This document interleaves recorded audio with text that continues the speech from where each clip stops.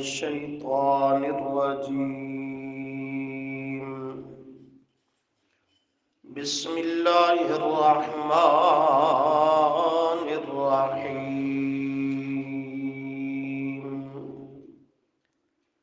وكذلك بعثناهم ليتساءلوا بينهم. قال قائل منهم كم لبثتم؟ قالوا لبثنا يوما أو بعض يوم. قالوا ربكم أعلم بما لبثتم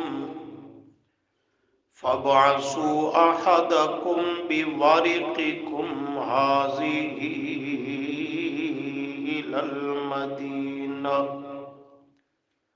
فلينظر أيها أزكى طعاما فليأتكم برزق منه وليتلطف ولا يشعرن بكم أحدا. صدق الله العظيم. اللهم صل على محمد وعلى آل محمد كما صليت على إبراهيم وعلى آل إبراهيم إنك حميد مجيد. اللهم بارك على محمد وعلى آل محمد كما باركت على إبراهيم وعلى آل إبراهيم إنك حميد مجيد. استغفر اللہ لا حول ولا قوة الا باللہ.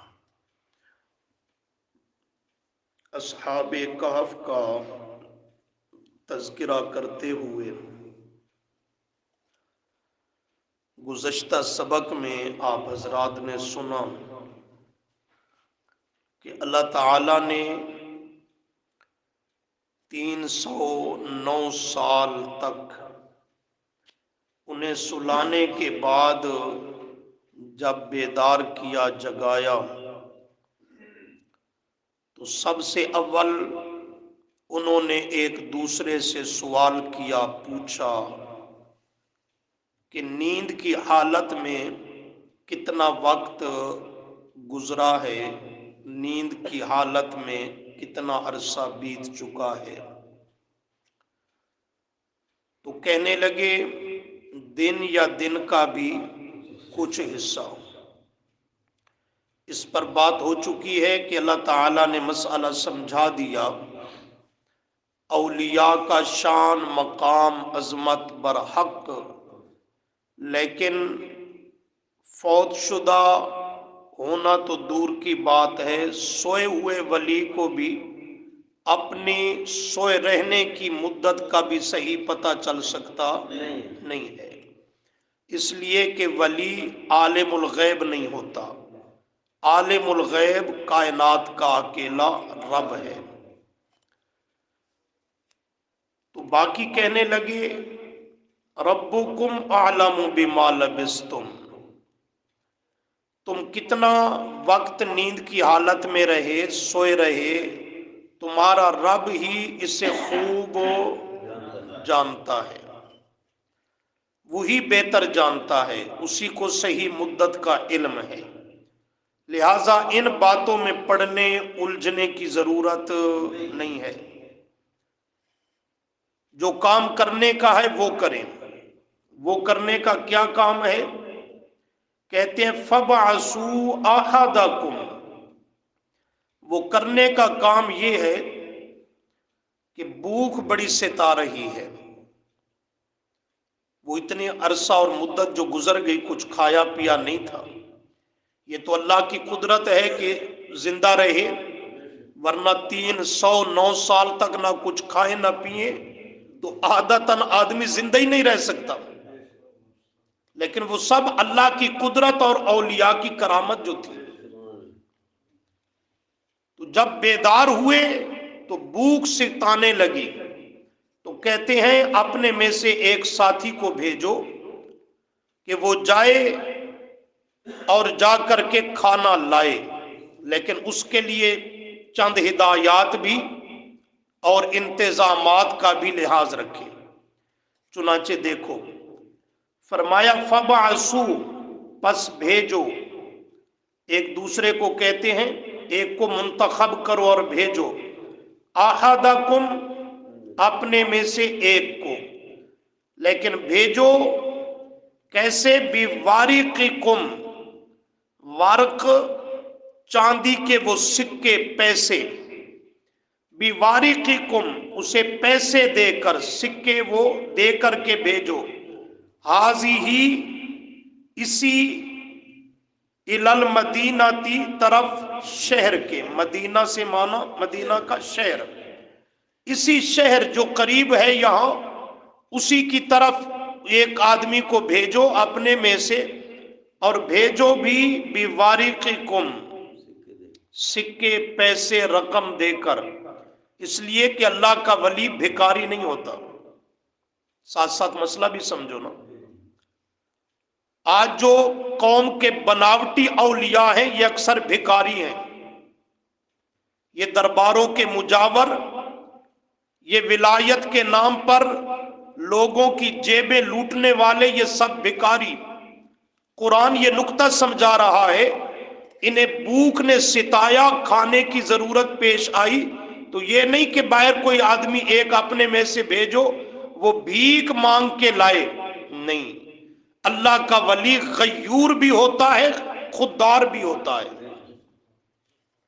بھکاری نہیں ہوتا. اور یہ آج کے کیا کرتے ہیں درباری مزاری، یہ سب بھیک مانگنے والے. وہ دولو شاہ کے چوہے بھی آتے ہیں جانتے ہو نا، بھیک مانگنے والے. آپ کے ہاں تو مجھے نہیں تجربہ اتنا، ہمارے علاقے میں تھل کا ایریا ہے، وہاں زیادہ رواج تھا، اب بھی کم ہو گیا. کچھ عرصہ پہلے بہت رواج تھا. کسی بھی فصل کی کٹائی کا موسم آتا نا، گندم کی، چنے کی وغیرہ، تو وہ درباری آ جاتے، کوئی گدھے پہ سوار ہے، کوئی گھوڑے پہ، کوئی خچر پہ، دو چار ادھر بھی چیلے اور اس دوسری سائیڈ پہ بھی دائیں بائیں چیلے، وہ لے کر کے کہ ہمیں پیر صاحب نے بھیجا، میاں جی نے بھیجا، ہمارا حصہ ہمارے حوالے کرو. اور یوں روب سے بھیک مانگتے جیسے پہلے دے کر کے گئے ہیں اور وہ قرض لینے آئے ہیں. اور کوئی اکھڑ مزاج اگر نہ دیتا تو الٹا اس کو بد دعائیں دے کر کے جاتے. ادھر تو نہیں ہے رواج. تو یہ بھکاری کبھی عرس کے نام پر چندے، کبھی میلاد کے نام پر چندے، کبھی کسی اور میلے ٹھیلے کے نام پر چندے، کبھی سہمائی ششمائی سالانہ چندے ہیں. اور مرید بھی بڑے عجیب ہیں، یہ اللہ کا حق نہیں دیں گے عشر، بابوں کے نام کا چندہ ضرور دیں گے. اللہ کے نام پہ مال نہیں دیں گے، بابے کے نام کی 11ویں ضرور دیں گے. کیوں؟ وہ اللہ سے زیادہ ان کا رتبہ دل میں آ چکا ہے، اللہ سے زیادہ ان کا ڈر اور خوف وہ دل میں آ چکا ہے. تو یہ قرآن کریم نقطہ سمجھا رہا ہے کہ یہ اصحاب کہف سند یافتہ گارنٹی شدہ اولیاء ہیں، لیکن جب بھوک نے ستایا تو یہ نہیں کہتے باہر جا کر کسی مرید کی جیب خالی کر کے آؤ، بھیک مانگ کے لاؤ. نہیں، بِوَارِقِکُم، پیسے لے کر کے جائے تاکہ وہ خوددار ہو اور اپنی عزت اور وقار کو باقی اور سلامت رکھ پائے. تو اللہ کا ولی بھکاری، در در کا مانگت، مریدوں کی جیبوں اور مال کا لٹیرا. کبھی آپ تجربہ کریں، جب مرید جاتا ہے نا حضرت صاحب کی خدمت عالیہ میں، تو مرید کے چہرے پر اس کی نگاہ کم ہوتی ہے، اس کی جیب پر زیادہ ہوتی ہے. وہ خیال مزاج جو بن گیا ہے، ہر طرف سے نظریں ہٹا کے اسی ایک رخ پہ توجہ ہوتی ہے. خیر فبعثو، پس بھیجو، احدکم، کرو مانا، اپنے میں سے ایک کو، بوارقکم، سکے دے کر، حاضی ہی، اسی، جو قریب ہے، الی المدینہ، طرف شہر کے، وہ جائے اور کھانا لے کر کے آئے. اگلا جملہ غور سے سنیے گا. لیکن اس کو ایک تاکید کی، اول پیسے دے کر کے بھیجو، نمبر 2 ہدایت. فَلْيَنْظُرْ کا لفظی معنی پس چاہیے کہ وہ دیکھے، غور و فکر سے تحقیق کرے، ایوہا، کہ کون سا ہے، ازکا، بہت پاکیزہ، طعامن، کھانا. وہ جو کھانا لینے کے لیے بھیجو تو ایسے نہیں کہ بس جائے جہاں کہیں سے جیسا کیسا ملے لے کر کے آ جائے. نہ، اللہ کا ولی اپنی غذا پہ نگران ہوتا ہے. وہ حرام تو دور کی بات ہے، مشکوک لقمہ بھی پیٹ میں نہیں جانے دیتا. حلال پہ قناعت اور اکتفا کرنے والا ہوتا ہے. حرام خور اللہ کا ولی نہیں ہوتا.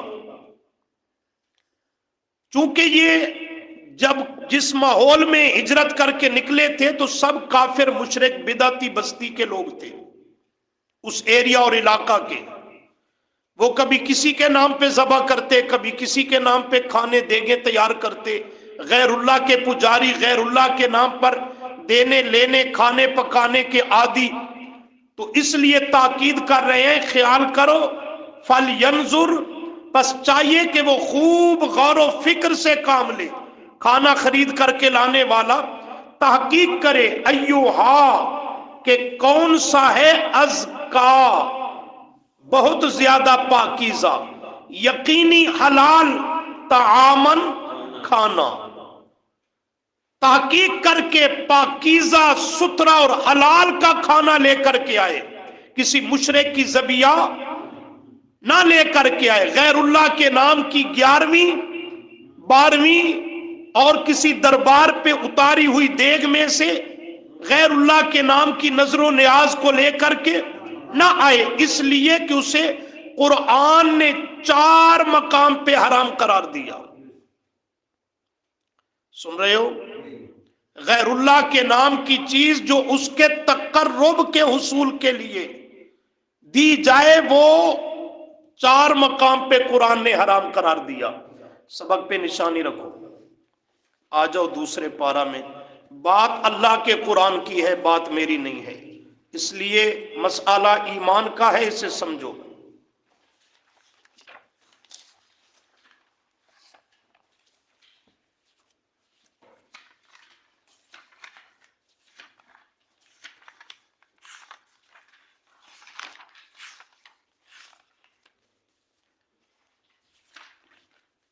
دوسرا پارہ سورۃ البقرہ، صفحہ نمبر 39. صفحہ نمبر 39. عبداللہ ادھر آ جاؤ، عبداللہ ادھر آ جاؤ سامنے. مل گیا جی صفحہ؟ صفحے کی بالکل آخری سطر، صفحہ 39، بالکل آخری سطر. نوٹ کرو، گھروں میں معنی دیکھو، اپنے ایمان عقیدے کی اصلاح اور فکر کرو. یہ سورہ بقرہ کی آیت 173، 172 کے بعد 173 دیکھو. فرمایا انما حرم، بے شک حرام کیا گیا، علیکم، تم پر، علیکم، تم پر، حرام کیا گیا، انما حرم علیکم، بے شک تم پر حرام کیا گیا، کیا چیز، المیتۃ، مردار، جو بغیر ذبح کے مر جائے جانور. تھا حلال ذبح کے بغیر یا شرعی طریقے پہ ذبح نہ ہو سکا، مر گیا مردار، وہ کیا ہے تم پر؟ حرام۔ نمبر 2 والدم، اور خون، وہ دم مسفوح جو ذبح کے وقت دھار مار کے وہ نکلتا ہے جانور کا، وہ خون حرام۔ نمبر 3 ولحم الخنزیر، لحم گوشت، الخنزیر خنزیر کا گوشت، وہ تم پہ حرام کیا گیا۔ صرف گوشت حرام ہے، باقی خنزیر کی چیزیں نہیں حرام، وہ بھی حرام ہے۔ گوشت کا کیوں ذکر کیا؟ کہ جانور میں مقصودی شے گوشت ہوتا ہے، جب یہ مقصودی شے حرام تو باقی چیزیں اس سے بطریق اولا حرام ہو گئی۔ 3 آگے غور سے دیکھنا، وما کا ما عام ہے، اور ہر وہ چیز، وما اور ہر وہ چیز، خواہ وہ غلہ اناج ہو، نقدی ہو، کوئی جانور ہو، کوئی کھانے پکانے کی چیز میٹھی یا نمکین ہو، ما ہر وہ چیز، اہلا جو نامزد کی گئی، منسوب کی گئی، اہلا اس پہ آوازہ لگایا گیا، یہ فلاں نبی کے نام کی، ولی کے نام کی، یہ فلاں بابے کے نام کی، وما اور ہر وہ چیز، اہلا کے منسوب اور نامزد کیا گیا، بھی اس کو، لغیر اللہ واسطے اللہ کے، غیر کے واسطے اللہ کے، علاوہ کے، جو اور کسی ہستی کے تقرب اور خوشنودی کے لیے شے نامزد اور منسوب مقرر کی گئی، فرمایا وہ بھی تم پر کیا ہے؟ حرام ہے۔ یہ کس کا فیصلہ ہے؟ اللہ کا فیصلہ ہے، کسی مولوی مفتی کی بات نہیں۔ اب غور کرنی اور سمجھنی ہم نے ہے کہ اللہ کے قرآن نے مسئلہ بتا دیا، جو اللہ کے علاوہ، لغیر اللہ، اللہ کے سوا کسی اور ہستی کے نام پر جو چیز دی جائے وہ بھی اللہ نے تم پر کیا کر دی؟ اب میں پوچھتا ہوں، یہ محرم کے مہینے کی سبیلیں یہ اللہ کے نام کی ہوتی ہیں یا امام کے نام کی؟ امام اللہ نہیں، وہ غیر اللہ ہے۔ یہ ربیع الاول کے مہینے میں مختلف چیزیں پکائی جاتی ہیں، یہ اللہ کے نام کی نہیں، یہ امام الانبیاء صلی اللہ علیہ وسلم کے نام کی نیازات ہوتی ہیں۔ یہ جو رجب کے مہینے میں قریب ہی پیچھے گزرا ہے، یہ کنڈے دیے جاتے ہیں، یہ اللہ کے نام کے نہیں، یہ امام جعفر صادق کے نام کی طرف منسوب بطور نیاز کے ہے۔ یہ جو 11ویں شریف ہے یہ اللہ کے نام پر نہیں، یہ شیخ جیلانی رحمہ اللہ کے نام پر ہے۔ اسی طرح معاشرے میں شمار کرتے جاؤ، یہ مزار پہ عرس اور میلے اور اس میں بڑے بڑے جانور اور کئی نقدی اور دیگر چیزیں یہ جا کے قبر مزار پہ بابوں پر ڈالتے ہیں، تو یہ سب کیا ہے؟ ہر وہ چیز جو منسوب کی جائے، نامزد کی جائے، اس پہ آواز پکاری جائے کہ یہ فلاں بابے کے تقرب کے لیے ہے، تو فرمایا وہ چیز اللہ نے تم پر کیا کر دی؟ حرام کر دی۔ اور مقام دیکھو، آگے آ جاؤ، سورۃ المائدہ 6واں پارہ،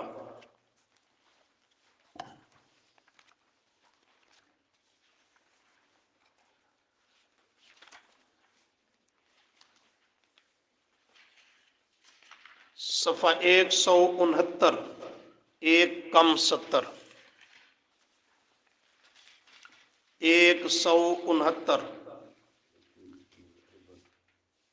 سورہ مائدہ آیت نمبر 2 کے بعد 3۔ جی، حرمت کرو مانا، حرام کی گئی، علیکم تم پر، المیتۃ مردار، نمبر 2 والدم خون، نمبر 3 ولحم الخنزیر، نمبر 4 وما اور ہر وہ چیز، اہلا کہ وہ نامزد کی گئی، لغیر اللہ بھی واسطے اللہ کے علاوہ کے، وہ اس کے تقرب کے لیے وہ چیز تم پر کیا کی گئی؟ حرام کی گئی۔ آگے بعض جانوروں کی جو مردار ہو جاتے ہیں بغیر ذبح کے مر جاتے ہیں، ان کی تفصیل کو ذکر کیا، والمنخنقۃ والموقوذۃ والمتردیۃ والنطیحہ، گر کر جانور مر گیا اور اس کو ذبح نہ کر سکے، جانور دو آپس میں لڑے ٹکرائے ایک مر گیا وغیرہ، یہ تفصیل۔ وما اکل السبع، جسے جنگل کے درندوں نے چیر پھاڑ کے مار دیا وہ بھی حرام، الا مگر ما، ان جانوروں میں سے جسے تم نے زخمی حالت میں مرنے سے پہلے پہلے زکی تم ذبح کر لیا تو وہ حلال ہوگا۔ یہ حلال جانور جو مختلف حادثات کا شکار ہو کر مر جائیں، ذبح نہ ہو سکے، پھر تو مردار کے حکم میں ہے، پھر حرام۔ لیکن اگر مرنے سے پہلے پہلے تم نے اس کو کیا کر لیا، ذبح کر لیا، تو پھر وہ حرام نہیں، پھر ذبح ہو جانے کی وجہ سے حلال ہوں گے۔ وما ذبح علی النصب، وما، اور وہ جانور، ذبح جو ذبح کیا گیا، علی النصب تھانوں پر، غیر اللہ کی پوجا گاہ پر، دربار پر، مزار پر۔ النصب کہتے ہیں وہ تھان، وہ تھلا، سمجھتے ہو، جہاں بابے کی پوجا کی جاتی ہے، کسی اور بزرگ اور ہستی کی پوجا کی جاتی ہے، تو اس کی پوجا گاہ پہ جا کر ما ذبح، جو جانور کیا کیا جائے، ذبح کیا جائے، تو فرمایا وہ بھی تم پر کیا ہے، حرام ہے۔ ایک اور مقام دیکھیں جی، تیسرا مقام، 8واں پارہ سورۃ الانعام،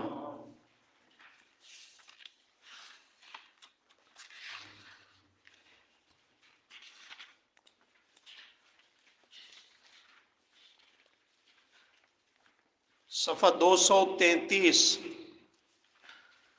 233، سورۃ الانعام آیت 145، رکوع سے 144 کے بعد 145۔ قل، کرو مانا، فرما دیجئے، لا اجد، میں نہیں پاتا، فیما اوحی الیہ، جو وحی کیا گیا میری طرف، اس میں، محرمن، حرام، علی طعام یطعمہ، ان پر ان کھانے والی چیزوں کے جو وہ کھاتے ہیں، الا مگر، وہ کیا حرام ہے، ان یکون میتۃ، کہ ہووے مردار، وہ حرام۔ نمبر 2، او دمن، خون، کون سا، مسفوحن، یہاں اس کی تفصیل آ گئی، وہ دم مسفوح، ذبح کے وقت نکلنے والا۔ نمبر 3، او لحم خنزیر، اور گوشت خنزیر کا اور اس کے دیگر اجزاء اعضاء بھی، فإنہ رجس، پس وہ گندگی ہے، پس وہ گندگی ہے، او فسقن، اور بڑی فسق نافرمانی ہے۔ بس فرمایا نہیں، اوہلا، وہ چیز بھی کہ نام زد کی گئی، لغیر اللہ بھی، اللہ کے غیر کی طرف، اس کے تقرب کے حصول کے لیے، تو وہ بھی مردار، دم مسفوح، خون اور خنزیر سے بھی بڑھ کر کیا ہے، حرام ہے، اس سے بھی بڑھ کر کیا ہے، حرام ہے۔ چوتھا مقام دیکھیں جی، 14واں پارہ سورۃ النحل، سورہ النحل،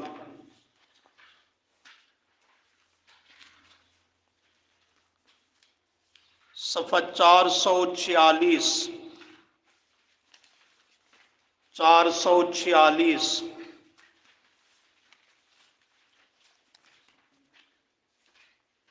آیت 115، صفحے کے آخر سے چوتھی سطر۔ انما حرم، کرو مانا، آیت پڑھائے ہو پیچھے، بے شک حرام کر دیا گیا، علیکم، تم پر، المیتہ، مردار، والدم، خون، ولحم الخنزیر، ہاں اب مانا کرنا دھیان سے، وما، اور ہر وہ چیز، اوہلا، جو نام زد کی گئی، جس پہ نام پکارا گیا، کس کا، لغیر اللہ، اللہ کے علاوہ کسی اور ہستی کا، تو وہ بھی کیا ہوگی تم پر، حرام۔ آگے فرمایا فمن، پس جو، فمن اضطر، پس جو اس اضطراری حالت میں ہو کہ جان نکلنے کا خطرہ ہو، اضطراری حالت چسکا لینا نہیں، جان جانے کا خطرہ ہو، حلال کچھ کھانے پینے کو میسر نہ ہو، ایسی حالت میں، ایسی جگہ پر کہ اگر کوئی ذرہ بھی نہ کھائے تو اس کی جان جاتی ہے، تو اب اس کے لیے اضطراری حالت میں فرمایا اگر وہ ایک آدھ لقمہ جان بچانے کے لیے کھا لے گا تو اس کے لیے دو شرطیں ہیں، غیر باغن، حلال سمجھ کے نہ کھائے، خنزیر سے بڑھ کر اسے حرام سمجھے، ولا عادن، پیٹ بھر کے نہ کھائے، ایک آدھ لقمہ جان بچ جائے تو پھر کیا ہوگا؟ فَإِنَّ اللَّهَ غَفُورٌ الرحیم، پس اللہ کریم بہت بخشنے والا مہربان ہے کہ اس کی جان جانے کا خطرہ تھا، صرف اس کے بچانے کے لیے اگر حرام کوئی لقمہ کھا لیا تو اللہ کریم اس کو معاف کر دے گا، لیکن اگر ایسی صورت نہیں اور اکثر آج کل پیش نہیں آتی تو اس کے لیے حتمی فیصلہ دیا کہ یہ چیزیں حرام اور خنزیر سے بھی بڑھ کر حرام ہیں۔ آؤ سبق پہ، صفحہ 470، آخری سطر، فَلْيَنْظُرْ، پس چاہیے کہ وہ تحقیق کرے، ایوہا، کہ کون سا ہے، ازکا، ستھرا، پاک، طعامن، کھانا، دیکھ بھال کے لائے، نہ مشرک کی ذبیحہ لائے، نہ غیر اللہ کے نام کی چیز لائے۔ آگے تحقیق کرے، اور فَلْيَأْتِكُمْ، پس چاہیے کہ وہ لے کر کے آئے تمہارے پاس، برزق منہ، اس رزق کھانے کو وہ لے آئے، جا کر کے کھانا۔ یہ دوسری ہدایت، اول پیسے دے کر کے بھیجو، نمبر دو کھانا تحقیق کر کے حلال اور پاکیزہ لے کر کے آئے، نمبر تین وَلْيَتَلَطَّفْ، وَلْيَتَلَطَّفْ، آتے جاتے ہوئے اگر کوئی راستے میں کہیں مل جائے، کوئی اس سے بات چیت ہو تو بڑی نرمی اور اچھی تربیت کا مظاہرہ کرتے ہوئے خوش اسلوبی سے اسے پیش آئے، اس کے ساتھ بد اخلاقی، بد کلامی نہ کرے، وَلْيَتَلَطَّفْ، اچھی تدبیر کر کے جائے، اچھا برتاؤ کرے اور اچھے انداز سے بات کرے، اس لیے کہ اللہ کا ولی بد اخلاق، بد کلام نہیں ہوتا۔ وَلْيَتَلَطَّفْ، چاہیے کہ وہ حسن تدبیر، نرمی کا معاملہ کرے، جو کسی کے ساتھ اس کی بات چیت ہو تو اس کو ٹالنے کی کوشش کرے، اس سے الجھے نہیں، مزاج کے خلاف بھی کوئی بات کہہ دے تو اس سے الجھے نہیں، ذاتی معاملہ میں وہ بالکل درگزر سے کام لے اور اپنا مقصد کے ساتھ مقصد رکھے اور جلد کھانا لے کر واپس آئے۔ چوتھی ہدایت، وَلَا يُشْعِرَنَّ بِكُمْ أَحَدًا، وَلَا يُشْعِرَنَّ، اور نہ خبر ہونے دے، نہ پتہ لگنے دے، بِكُمْ، تمہارا، أَحَدًا، کسی ایک کو بھی۔ وہ چھپ کے نکلے تھے نا، ہجرت کے سفر میں تھے، تو باہر جانے والا احتیاط کرے کہ وہ اپنی کسی بات سے، انداز سے، کسی رنگ سے بھی ایسا نہ ہو کہ سارا راز فاش کر بیٹھے، بات ہی ساری آؤٹ ہو جائے کہ میں کون ہوں اور باقی میرے ساتھی کدھر ہیں، وہ سارا معاملہ اوپن ہی نہ ہو جائے، اس لیے وَلَا يُشْعِرَنَّ بِكُمْ، وہ نہ خبر ہونے دے تمہارے متعلق آدم کسی ایک کو بھی، منہ چھپا کر کے جائے، راستہ چرا کر کے جائے، جو بھی اس میں بہتر تدبیر کر سکتا ہے کرے، لیکن اس راز کو کسی قیمت بھی فاش نہ ہونے دے۔ یہ ہدایات جاری کرتے ہیں، کتنی؟ 4۔ پیسے دے کر کے بھیجو، نمبر 2 کھانا حلال کا تحقیق کر کے لائے، نمبر 3 کسی سے معاملہ ہو، بات چیت تو درگزر اور نرمی سے کام لے، نمبر 4 کسی طرح بھی اپنے اس راز کو آؤٹ نہ ہونے دے اور نہ کرے۔ یہ ہدایات کر کے بھیجا گیا، اور ساتھ کہتے ہیں ان ہدایات پہ جانے والا عمل بڑے دھیان سے کرنا، سستی نہ کرنا۔ کیوں؟ اگر سستی کی تو نتیجہ اور انجام بڑا خطرناک ہوگا، اور وہ کیا ہوگا؟ انہم، واقعہ کل کے سبق میں ذکر کریں گے، صرف ترجمہ دیکھ لو۔ انہم، اگر راز آؤٹ ہو گیا، کسی کو پتہ چل گیا، تو انہم، بے شک وہ کفار مشرکین، وہ جس ماحول سے نکلے اور ان کے ذہن میں لوگوں کا نقشہ تصور تھا، انہم، بے شک وہ کفار، اگر ان کو خبر ہو گئی، ہمارا علم ان کو ہو گیا، ان یظہروا، کہ ان پہ وہ ظاہر ہو گیا، علیکم، تمہارے متعلق، کہ یہ وہی بھاگنے والے ہیں اور یہ وہی سارا کچھ ادھر چھپے ہوئے ہیں، تو وہ کیا کریں گے ہمارے ساتھ ہمیں پکڑ کر؟ نمبر ایک، یرجموکم، تمہیں سنسار کر دیں گے، یرجمو، رجم کر دیں گے، سنسار کر دیں گے، مار ڈالیں گے۔ نمبر دو، اگر ماریں گے نہیں تو او یعیدوکم، او یا دوسری صورت، یعیدوکم، وہ تمہیں لوٹائیں گے، وہ تمہیں پھیریں گے، فی ملتہم، اپنی ملت، مذہب، دین میں۔ کیا مانا؟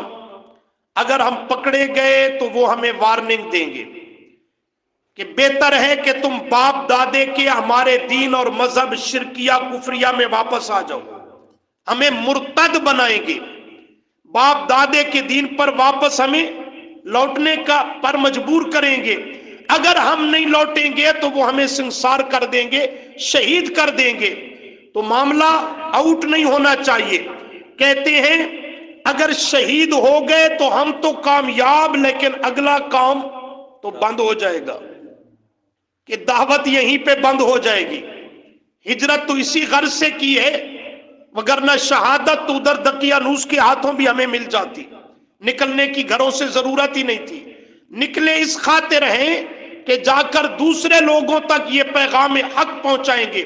ادھر ہی پکڑے گئے، ہمیں مار دیا گیا، سنسار کر دیا گیا، ہم تو شہید ہو جائیں گے لیکن وہ معاملہ تو رہ جائے گا، ہدف پورا نہیں ہو سکے گا۔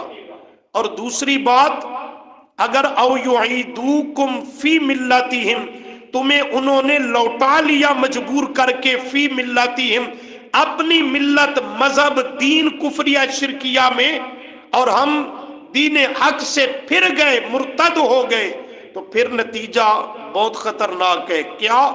وَلَن تُفْلِحُوا، وَلَن تُفْلِحُوا، پھر ہرگز نہیں اور کبھی بھی نہیں تم فلاح پاؤ گے، اذن ابدا، کبھی بھی نہیں۔ وَلَن تُفْلِحُوا، پھر تو دنیا بھی گئی اور آخرت بھی گئی۔